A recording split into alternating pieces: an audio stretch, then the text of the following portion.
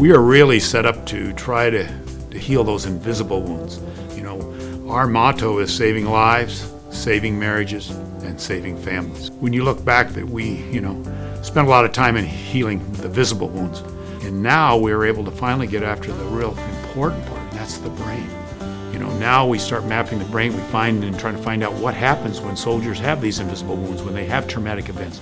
Personal, it's my son, came into the military and he had survival problems. The guy that he switched leaves with died while he was back in the States. When he was over there, he had a couple details where he had to do recovery missions where he thought he was going out to pick up vehicles that had been IEDs when it encompassed not only that, but also picking up body parts. And all those things are internal where he had to deal with it. And then he comes back, but then his dog dies.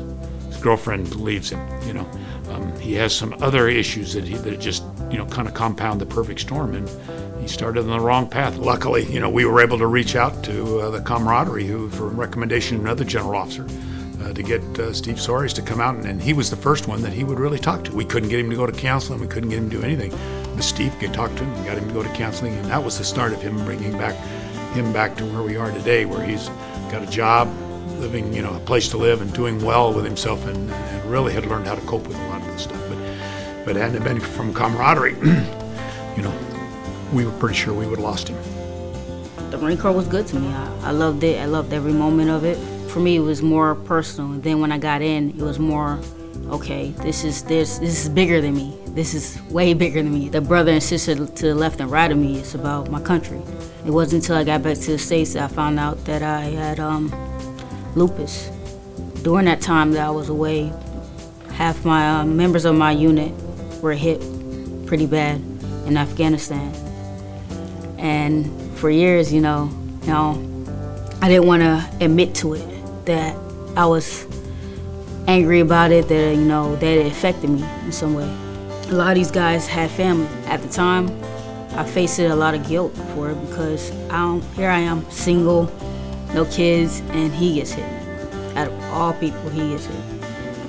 And we are left with that perception that, maybe if I was there, things could have been different. I was diagnosed earlier this year with indirect PTSD. I didn't even know that was a possibility. I talked to one of the guys, and I didn't really know what they were. It was just like, we're the Camaraderie Foundation. Some of the things I was feeling, I was like, I don't think nothing's wrong. He was like, I really do think you should talk to someone. I wasn't going to. From there, they found me a counselor. Now I'm perfectly fine. Like, sun is shining. I look at life at a whole new perspective than I ever did before. And I'm proud that I actually took the time out to talk to that guy and make that initiative, because who knows what would have happened. We deployed, an incident happened over there, a bomb went off, and I happened to be the only survivor. And a lot of people look at me and they say, well, how's the leg? Thank you for your service. Thank you. And they're so compelled by the leg. And this is not my biggest injury. It's not even close.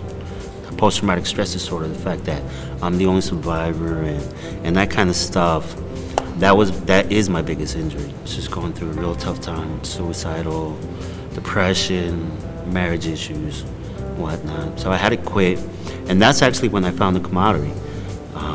I was looking to get counseling and help. I just didn't know what to do or where to go. And the system in the VA is designed to help you, but it takes a while before things start working. So I reached out to them, and they said absolutely. They found go out there, find a counselor or psychiatrist that you feel comfortable talking to, and we'll pay for your sessions. They allowed me to get help when I needed it the most.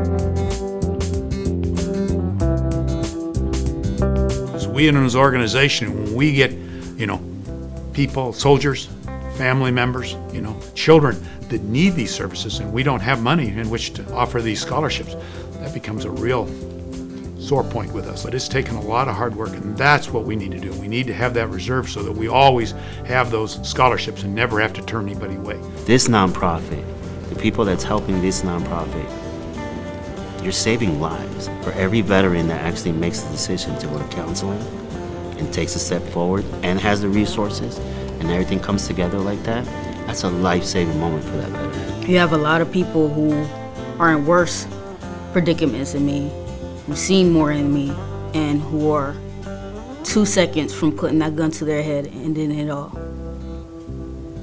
No veteran should serve their country, go across seas willing to give their life, and come back and feel alone.